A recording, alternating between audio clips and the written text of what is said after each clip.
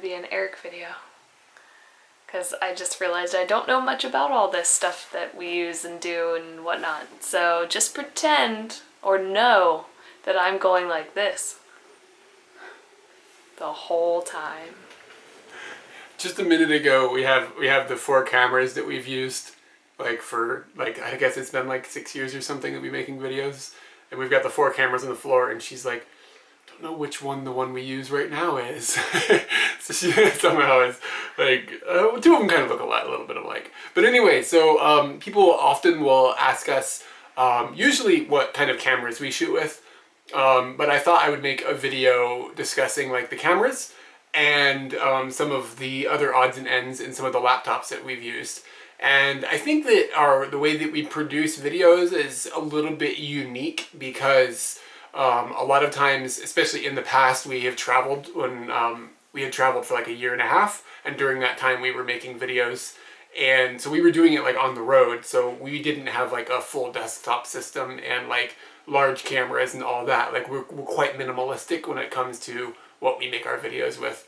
So maybe that's like an interesting insight, an interesting direction into how this can be done. So anyway, we got out, we've actually got all the equipment that we've ever used before. So we got it all out, and I thought I would show you the different cameras and everything. And to start off, when we first went on our trip from the United States, we went into Southeast Asia and traveled for like, it was like 14 or 15 months or something. I bought a camera, and I had no intentions of making like videos, like that wasn't the goal at all. We just wanted a camera, and at the time I was like, okay, I saw that they had waterproof cameras, and like we're not camera people at all. Like if it's not autofocus and it doesn't just go, then I'm not really that happy with it, because I just don't have time to fiddle with things, and this is not, I don't know, I just don't care. So we just looked online, and I was like, I want an indestructible camera. So this was around 2009, and HD video was just now becoming a thing that you could do with cameras that were like pocketable. Before that, they were all like larger bodied cameras. So it was exciting that I was able to get this little camera, and it is a waterproof camera, and it shoots 720p, and it's only 30 frames a second or whatever, because it's a little bit older. But the camera is, the video quality is the image stabilization is the still photos are really not that great. If you go back and you look at our pictures from then, they could be better. And also, it fogs up. The lens fogs up pretty quickly, and we found that out, and we're really kind of disappointed by that rather quickly. When we were in Costa Rica, we went out and the lens fogged up, and we were like, you've got to be kidding me. It's waterproof, but there's water in there. Yeah. But all that aside, like those like minor quips, it shoots HD video, which is amazing for its time period, and it is indestructible. God, I want to get a hammer and hit it. Yeah, I don't think you could break this camera. Like it is a tank, and it's made of metal, and if you look at it, it is really, really scratched up. And most of the reason it's scratched up is because we were at this lantern festival in Thailand, and it was dark out, and there's all these like fireworks and lanterns. It's like chaos. Everything is like exploding around us and stuff. And I was carrying the camera, and like we're pretty good about keeping it like in the wrist strap thing, like hanging on your wrist. And I was carrying it like this. So it was in my hand like this, and I went to step up on a curb, and I tripped, and I fell onto the corner of the curb, and this camera caught my entire body weight. Like if this is the curb, like the camera caught it like this. And like, I was like, well, the camera's dead. And it totally wasn't. It's like, I mean, it's scratched, but it's completely functional. There's no problems with it at all. Like the dial on it is completely destroyed though. Like you can't see any of the little symbols on the dial anymore. Yeah, I don't know. Other than that, like this camera did us really good. We shot with it from like August of 2009 until, God, I don't even know. We shot with it all the way until like 2011, 12, something like that. Like it was a long time that we used this camera for like 3 years. And yeah, it's great. I have two things to say. Katie has two things. Number one, I've been making a lot of Top Gear references lately, but I don't remember what truck it is that they do all these terrible things. Toyota Helix. The Helix, yeah. Like they drop it off of things. That's what this is. This is the Helix of cameras. Like, I feel like I want to do terrible things to it just to see, and now I totally understand why they went off on that tangent about the Helix. But the second thing that I'd like to introduce is that we've been using cameras that have straps, and obviously we strap on, that is our phrase. We strap on. I realized how dirty that is now. And the ones that we've been using don't have this little plug. Or like this little thing. So I'm going to change that over. I'll do it later, but that's important. And I just realized why didn't we make that change? Like, to me, that's like tech importance. Like, not dropping cameras is basically what's important to me. Yeah, I kind of agree that is quite important. Oh, I don't think I mentioned the model number. It's a Panasonic DMC-TS1. And I remember they come in green and bright orange, and I chose green. I don't know why. Yeah. So anyway, yeah, this was our camera for a really long time, and this is the one camera I have a bit of an emotional attachment to. I think. Me too. Like I see this camera, and it reminds me of like a lot of different things. So yeah, really, really nice. After this camera, like Katie said, it got fogged up, and then the fogging got worse and worse and worse, and then it was like, I don't know, the video quality of it was getting sketchy, and the picture quality was like sketchy, and we weren't traveling like hardcore. Like, I wasn't worried about it getting destroyed all the time, so I started doing some research, and I ended up getting one of these, and this is a Sony. This is our first Sony. And this is a Sony, where are the model numbers? It is a DSC-HX50V. Not a very memorable name, but, and the reason that I got this is because, like this one, this is pocket sized. I can just put this in my pocket. And it makes, like, when we shoot videos, it's like, hey, we should shoot a video. Boom, shooting a video. Like, it's out of my pocket, it's going with, like 20 seconds. So that is like really, really important to us, and that's one of the big reasons why I don't want to have something with like removable lenses and like having to set like all these different things and blah blah blah. This is like out of my pocket, and it's in. I don't have to take it out of a bag. I don't have to find it. I don't have to click things onto it. It just goes. So this follows in that tradition, and that's really important to us as well. But the reason that I chose this one specifically is because it has really, really good image stabilization in the video. So like if you're walking and you shake it or something, like, you know, you're just walking and you're moving, it's not really jarring the way that it looks. Like somehow the camera does some sort of magicness. And I think maybe like the lens system is on some sort of like thing inside, and I don't know, it's magic. And it makes the video really, really stable, even for handheld shots, which is really awesome. Which is really all that we do. Yeah. I am holding this camera now. Yeah. We don't ever use it. I don't own a real tripod. Like, we don't do anything like that ever for video stuff. So yeah. So that is just, I saw how good it worked. I saw it in some reviews, and I was just like, whoa. So that's what drove me to getting like this camera. And it turns out that these cameras are really good, actually. The picture quality is really good, and the audio quality is really good. Like, I'm really, really happy with this Sony camera. The problem with Sony cameras is they are fragile. And, like, we beat the crap out of this one, I realized that. With these, I've done my best to take good care of them. I say these because the camera we're shooting on right now is a similar version. And, even at that, like, this one's dead. Like, we replaced this one after, I think it lasted maybe a year or maybe a year and a half, and it doesn't function anymore because of two mishaps. So one mishap, we were in a cave when we were going around the 5 Fujigoko, the 5 lakes around Mount Fuji. We were climbing in a cave, and I, like an idiot, had it in my hand again. But I was strapped on. But we're in a cave, and I'm like climbing through this cave and like there's puddles and stuff. And I slipped, and the camera fell, not with my hand on it, but my hand fell, and the camera fell into a puddle, like for like a microsecond. And I pulled it out, and I was like, fuck, I was angry, you know? And the result of that is there is like a black spot in the video, in every picture and every video that we shot with it from thereafter. So if you look at the Fujigoko videos and you watch it all the way through, you'll probably see a black spot appear in the footage and it doesn't go away. And we used this camera all the way until we went to Myanmar, and we used it in Myanmar. And so again, if you look in the Myanmar footage, you can see this black spot in the footage. And it drives me insane. I doubt most people even notice, but like, cause I know it's there, I can't not look at it. And then the second thing that happened with this camera in Myanmar was just Myanmar in general. It's really, really dusty there. And the battery isn't in here, so I can't open it, but this lens expands like this, and it's in like multiple layers basically. And the dust from Myanmar, just because we're on the motorbike and we're shooting and it's getting dusty and the dust gets stuck in the thing, and now when it turns on and closes, like, it's like,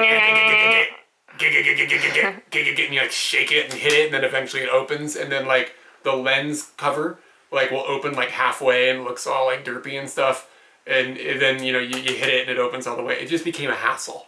So, it felt kind of like watching your friend die. It was really kind of terrible because we'd had it for a while and I'd gotten a little bit attached to it. And I mean, the one we had before was indestructible. I just assumed this one would be indestructible as well. And it was kind of breaking my heart because you'd watch it and it would open and I would only be like this wide. And then I was trying to open more. And it was so sad. It was really, really sad. Okay, I put a battery in it. Let's see if it'll open. Oh, hold on, it's going through the setup. Oh my gosh, it doesn't know where it is. Hold on just a second, and there we go. Yeah, so hey, it opened. Hello, friend. Oh, did you hear that? Yeah, it didn't sound so good. Yeah. That's Myanmar. Yeah, let me see. I'll put it by the mic. Yeah, and you can see there's so many like black spots in the camera. Yeah. Yeah, there's just black spots all over the picture, and the lens is in bad shape. So anyways, we killed this camera, and it's partially weak build quality on Sony's part, but it's partially that we probably should have treated it better. So after this camera, we ended up getting 2 new cameras to replace them. And the first one of those cameras was this, another waterproof, indestructible style camera. I'm gonna get a hammer. Yeah, I gotta get a hammer. And this one is not beat up. This is our backup camera. When we travel, we bring this with us so that if our main camera is functioning or the battery is dead or blah, blah, blah, any multiple things, we have something else. I carry this weight on me everywhere I go for the 10 seconds we need it. Yeah, so we don't use it that often, but when we do use it, it's very important. Other things we do use it for, like if we go in the water or something, like it's waterproof. So like we had some shots when we were in Vietnam, when we were in the ocean or something, or anywhere we go where we're like, it might be raining here or something, like we use this so that the other camera doesn't get wet. It shoots in 1080p. Oh yeah, this one as well. This jumped us up to 1080p at 60 frames a second, so that was another big jump in quality. So this one also shoots in 1080p at 60 frames a second, but because like the lens is so much smaller and like they can't get as much light and all that nonsense, its video quality isn't nearly as good.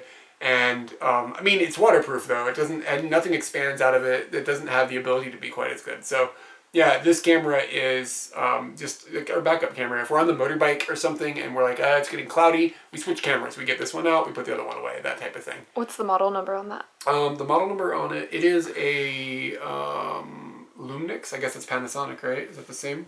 Is this a Panasonic Lumix. So they're both Lumixes actually. I think I probably got this one because I like this one so much.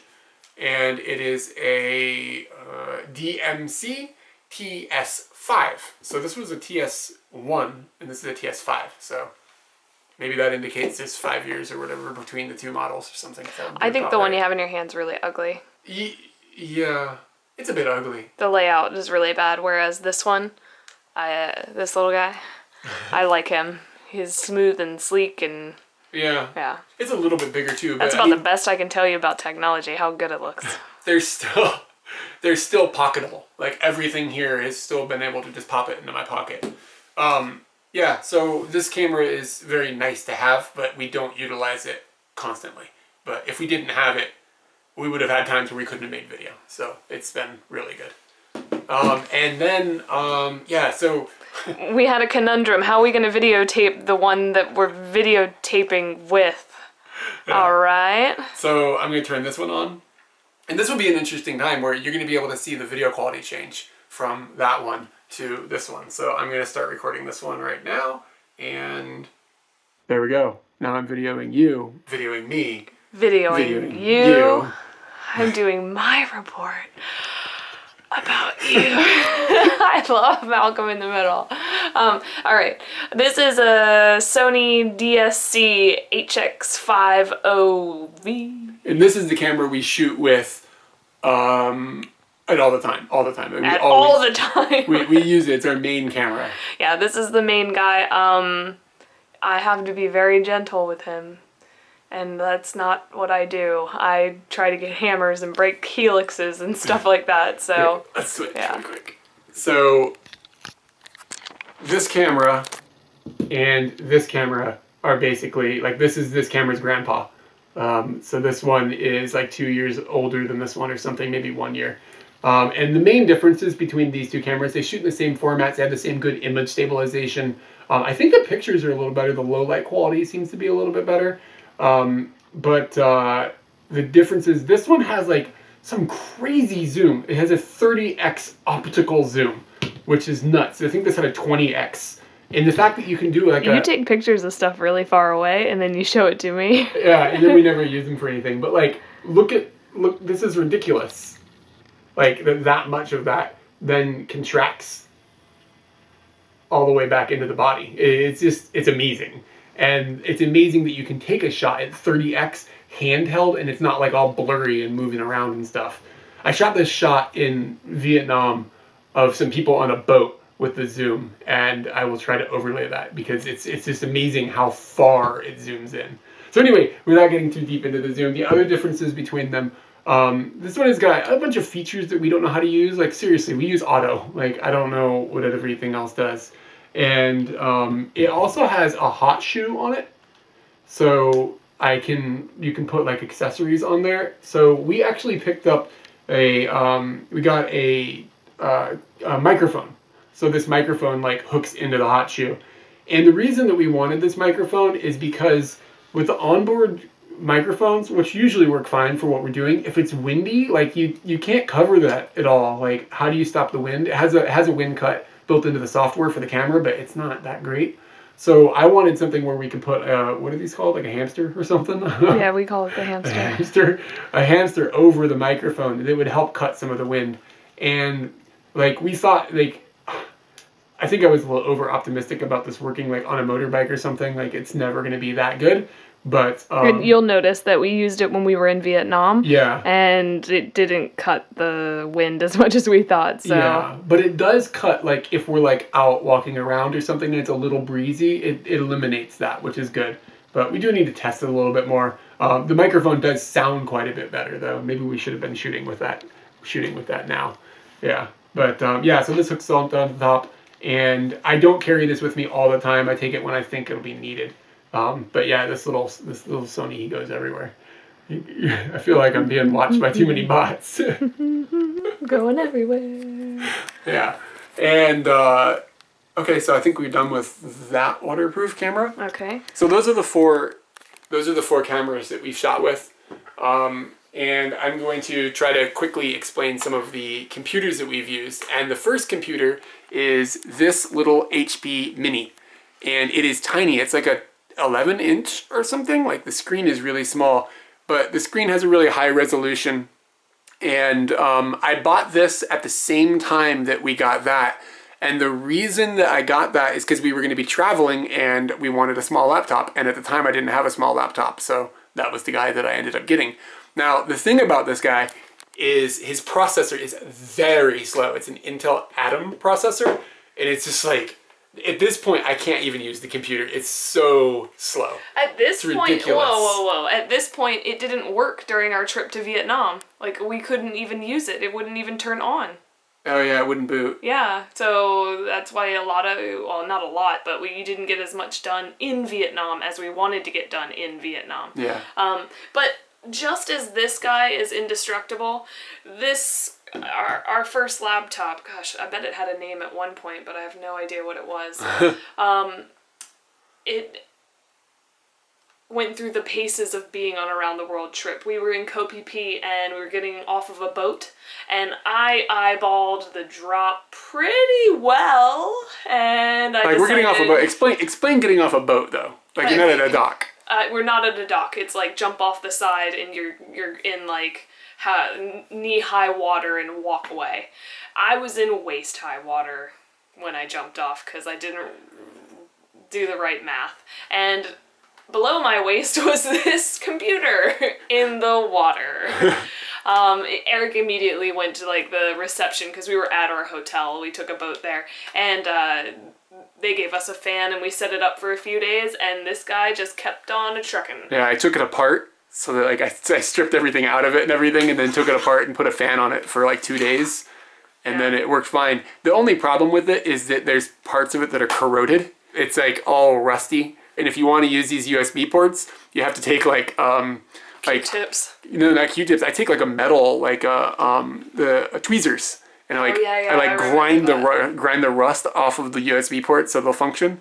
Yeah, so it's been through its paces. It's slow as hell, but I mean, it did what it needed to do when we needed it, and those are the beginnings of our laptop adventures. And to give you an idea, so we were shooting with this at 720p. And at that time, our videos, like I would render a no longer than a 10-minute video because the 10 minutes was the YouTube limitation. The YouTube limitation that we had at the time. Because this was like 2009 or something. And so when this would render a 10-minute 720p video, it would take it like 14 or 15 hours or something to render. Which is like, I mean, that's quite a long time. And sometimes if you're like in like India or something, like 14 or 15 hours of consistent electricity, it's kind of tricky to come by. So you'd wake up sometimes and it's like, oh, the electricity went out last night, render failed. Oh well, I can just do it again the next week or something. So, but like, it's a trooper. It was a really good laptop. And kind of like this, I kind of have like a bit of an affection for this laptop. But I got to the point where I was like, I can't deal with this. Like, it's really, first off, my hands are like, look how big I can pick up the laptop with one hand. Can I pick up the laptop with one hand? I don't think so. No, not at all. So like, typing on this, you know, like, for me, it had run its course. And, yeah, I mean, it was what it was. Oh, something weird about this. It has a special card in it that will play HD video because that processor is too slow. So they would sell you this like $30 card add-on that would be able to play HD video. And I got that because I knew I had an HD camera. So that's thinking ahead. And after that, right after we moved to Japan, I ended up getting this much larger 14-inch HP. And again, this has been very good to me, but it's too big to travel with. Like, this is easy for us to pop in a bag and ride on a motorbike with. This is not. That is a huge difference. So this ended up being like kind of like just our stay-at-home computer. We weren't traveling very much. We were living in Japan. It just kind of was the thing, you know? And so this is what I use to do almost every video we've had in Japan. And what is it? Yeah, this was an HP Mini something. I don't know. It says an HP Mini 110. And this is an another HP. I kind of like HP's build quality for cheap laptops. Like, you can get better stuff. But this is an HP ProBook 443S. And I really like it's not like an Apple. It's not that nice, but it's kind of got like a metal top to it. And the part you touch is kind of metal as well, so it feels nice. The keyboard is big, and I love the keyboard. The problem with this is the screen resolution. We were going through this dark time in laptops. It's like 1366 by 768. Look on your face. Oh, God. screen resolution is bullshit. We went through this dark time It in was technology. dark. It was a dark time in computing. Yeah. So, yeah, the screen resolution is meh, but it has an Intel i5 in it, and so it would render those 10-minute videos, like the 10-minute long videos, in like under an hour. So like I went from like 14 hours to under an hour. But then as camera quality went up, now this is 1080p, and then it's 60 frames a second, and then I actually keep raising the quality that I render at because it's looking better and better on YouTube. Like YouTube allows for higher quality videos to be uploaded. So by the time I was done, we were rendering, and our videos got longer as well. So I was shooting a 1080p video, 60 frames a second at a higher quality, and the video is, you know, sometimes they're like an hour and a half long now, like for some of our longer videos. So this was taking like 2.5, 3 days. Like maybe like 2 days, 2.5 days to render one of those videos. And it gets to the point where it reboots itself now. Like it's old, it's getting old, and I think that the processor isn't what it once was because it's done so many hours of rendering at high temperatures and everything.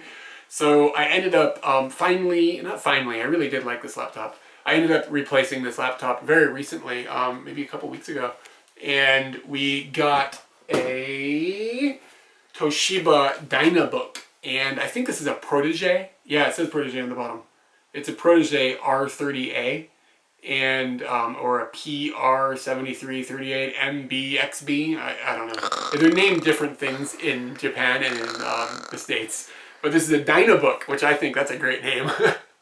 And it's a Dynabook in Japan. And this is, like, I needed something that was render video really quickly, so that's why, the main reason I chose this. There aren't very many laptops that are 13 inches, because this one is smaller than the HP. And it's quite a bit lighter and quite a bit thinner. So we're getting back into, like, we can travel with this, even though, look at it still, look how small this thing is. It's still crazy how small it is. So this is... It's mini. It is a mini. This is a little more, like, travelable. And there aren't very many, I think there was like 2 like laptops that are full i7s. Most laptops that are this size, like Ultrabooks and stuff, they're like dual core i7s or something, and this is like quad core or 8 core or whatever. It's like a full version of an i7. And that really helps my rendering time. So it took those 2.5 day rendering times down to about 12 hours. So now I'm back to where I started. But the videos are a lot longer and everything. So, yeah, and this is, it's honestly, it's a little plasticky. Like, it's not very modern. It's not a very modern laptop. It's a little plasticky. Things kind of bend in weird ways. The keyboard isn't as nice as the other HP I had, but it's dealable. I can deal with it. But the screen resolution is, like, amazing. It's really, really high resolution. An enlightenment? Yeah, is that what you're going through now? We're back to a good time in humanity with the screen resolution on this. But when I edit, I use the software, like, to have, like, a low resolution is horrible. Like, I have to scroll around so much. So with this, it's so much nicer. And, oh, the other thing that's really cool about this, it's not an Ultrabook, so it's kind of thick, and it has a optical drive, but you can remove the optical drive and replace it with a hard drive. So this actually has 2 hard drives in it. One of them is 750 gigs or something, and the other one is a terabyte. So with all the video that I shoot, it's really handy to have like tons and tons of space inside of this. And I have 2 drives, so I can have backups like inside the same machine and everything. It really makes my workflow really awesome. So yeah, that's this guy, and that is what I picked up. Oh, 8 gigs of RAM, I think. Yeah. So I really enjoy having it. And Katie has a story about this? Really? No, I don't have a story about this. I have a thank you. One of the things that we've been doing on our Patreon website is, like, you build up to these, like, levels. I don't even know how to explain. I'm not good at explaining. But this was one of the levels that we had, and if we got to a certain point it's a goal? Goals? One of our goals, if we got to a certain point on Patreon, we were going to use the benefits from Patreon to get something amazing, necessary, and that will make our lives a lot better. And this definitely makes our lives a lot better for all the crap that Eric does. Because I don't do any of that crap. I'm entertainment. And yeah. And that not only goes for this laptop, but a lot of the things that you see here, just people being involved and caring and being awesome. We've come across these wonderful things that we have tortured. Some of them. Yeah. Some of them. So that's a big thank you to anyone and everyone who has ever helped us in any way. We wouldn't be showing you this or be doing this if you guys weren't interested. There are 2 more things that we wanted to show you, and they're just little tidbits on the side. Well, they're not just small. They're small, but the inside's big. Yeah, we have a lot of these. This is I think this one is a 2 terabyte or maybe 1.5 terabyte just external hard drive, and because everything we shoot we back it up and then we back it up again. Get a hammer? No. No. So yeah, I have a small army of these little drives, and they're great actually. Yeah, these little My Passports, I love them. They're really fast. And what company makes them? It's Western Digital. Western Digital. Yeah, they're really, really nice. And I think they're pretty affordable too. Like, I'm never offended by it when I see the prices, but yeah, they're great. And that's where we back up all of our video, which is a lot. It's a lot. And we don't have phones here in Japan, but what we use is just handheld devices that have GPS. That's the only requirement that we have. As I stare at my phone that doesn't work properly. Your phone? Explain. We have a phone. This is a phone. We have a phone, but there's no phone attached to it. Like, there's no service. And this was the first time that we bought a phone without a phone. No, this is the second time. We had an iPod Touch. Yeah. Tell the story of the iPod Touch. I don't know the story of the iPod Touch. India. Oh, I don't want to tell that story. Want me to tell the story? Okay, we bought the iPod Touch in Hong Kong. We're really happy about it. I think we had it for like 2 or 3 months. We went to India. India ate it. Why? What happened? There was a monsoon and we didn't protect it properly. We were on a motorbike. We were out on our motorbike. It was like the one day we got a motorbike, and then we just got trapped in some rain, and it was gone after that. This was more than rain. Yeah, it was more than rain. It came out of nowhere too. Okay. Okay, so this is the Samsung Galaxy player and 5.0. I don't know how much it matters, but we got this basically just because it has GPS and it would allow Eric to play music, and we didn't imagine that it was going to be for travel, but this is so important for travel. Just because it has GPS, and when you see us on a bike, this is like my best friend. I'm doing a whole bunch of crap on the back trying to figure out where's the next road. I mean, it's basically navigation that you would have in a car, but not as good. So it needs me to operate it. That's what I am. I'm just, the GPS. I'm just a... Migi hoko desu. Migi hoko desu. Yeah, so this is probably one of my favorite things that we have because I actually use it. Yeah, and so if anybody's curious, because this doesn't have a data connection like from the sky, I use a program called RMaps, and RMaps lets you, RMaps, it's an Android program, maybe it's on iOS, I'm not sure, but RMaps lets you preload maps. So before we go to Vietnam, I go on here with iMaps and select Vietnam and go and leave it overnight, and it downloads all the Google Map. And then when you're there, then the GPS functions and you can see where you are on the map. So it's pretty handy. And I use it on a daily basis actually on my, I have a tablet in Tokyo, so I have the map for Tokyo on there. So, I mean, it really makes it so you don't really need to have a data connection. So we just don't spend the money on it every month for things like that. And speaking of software, you wanted to talk about Sony Vegas. Yeah, I was going to just mention really quickly. So recently you've probably seen, if you've been watching our videos for a while, the video quality jumped because YouTube allows 60 frame a second video now, and it looks like way crisper and way cleaner. So I was just going to say, I will put a link in the description of this video that shows my render settings. So if anybody wants to see what we're using to render out, I always wonder about that when I watch other people's videos, what quality, how are they setting their render settings and blah blah blah. It's kind of like a dark art. So I found the render settings I think work, but it creates, the files are huge. When I upload a video that's an hour long, it can be 12 to 15, 16 gigs. It's nuts. So the quality is really high, and the data storage usage is really high. But I will put a link in the description so you can see that. And you also might notice, if you know anything about video, I use dual pass settings, and the reason that I dual pass it, because people are going to be like, why are you spending all the time with the processor dual passing? The reason I do that is because there's some problem with Vegas where if we use a map, where we have a map where a line draws across the map, I overlay that in and I don't dual pass it, it gets distorted. I don't have any idea why. So if I run the whole video in dual pass, then it goes away. But if I can fix that one little problem, then I will be able to cut my render times in half by not using that dual pass. So anyway, I don't want to go too deeply into that. What's in, by the way, that map, we use a piece of software. Do you know the name of the software? Route generator. Route generator? That works like with makes Google that line Maps. so I don't have to manually animate it. It's pretty cool. I just want to say I make that She line. does. She makes that line every time. That is like the one thing. When you see the maps, that's me. Booyah! Best video ever. And one more thing, when I always have a purse, basically. Like, I mean, you can call it a bag or a man bag, or it's a fucking purse. I carry a purse. So I carry this purse, and in the purse is always the camera that Katie is holding, and I carry this little orange bag. And the reason I'm showing you this, we don't carry a lot of gear. Like, we carry a camera and a little bag. Like, this is everything that we need to shoot video. And I have the backup camera on me. She has a backup camera, yeah. So in here is just stuff like, I have like a Gorilla Pod thing that actually is broken. I broke it. Yeah, bro. These can be better. I like the Gorilla Pod part, but this part has this like thing up here. It breaks. It's made of plastic. It's garbage. I broke it. Yeah. And then we've got lens pen, like, and I just like He loves it. I love it. I play with it all the time. And then this end like has like you can clean the lens with. He also loves that. Yeah, that's fun.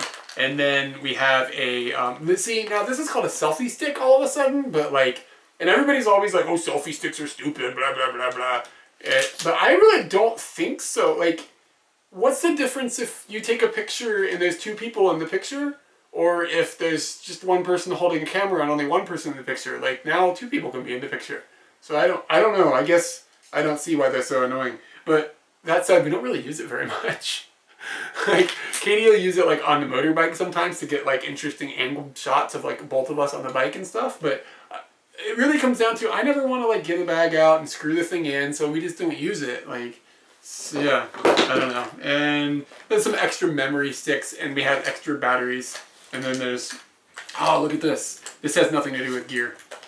This is called a Honko. Oh God, Eric. This is called a Honko. Eric, we're already so far down the rabbit hole of technology. I'm going backwards. So in Japan, you can't, like, if you need to do something in the bank or something, you can, but typically they don't like you signing. So you get this little stick, and the little stick dips into the ink, and it's got your name carved into it, and then you put your name, you put your Honko on the little thing. And so I carry my little Honko with me, and it says my name, it says etiquette on it.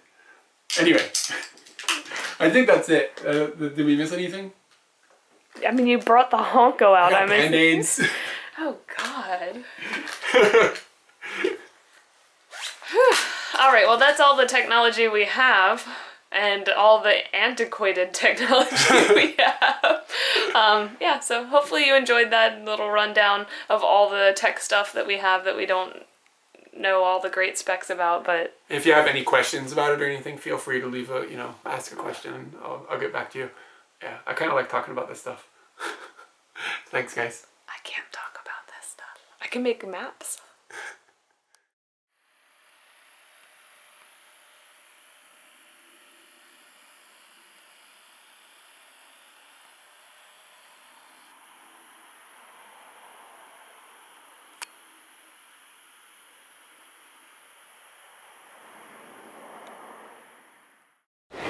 Hey everyone, we have a Patreon page and we'd really like for you to check it out.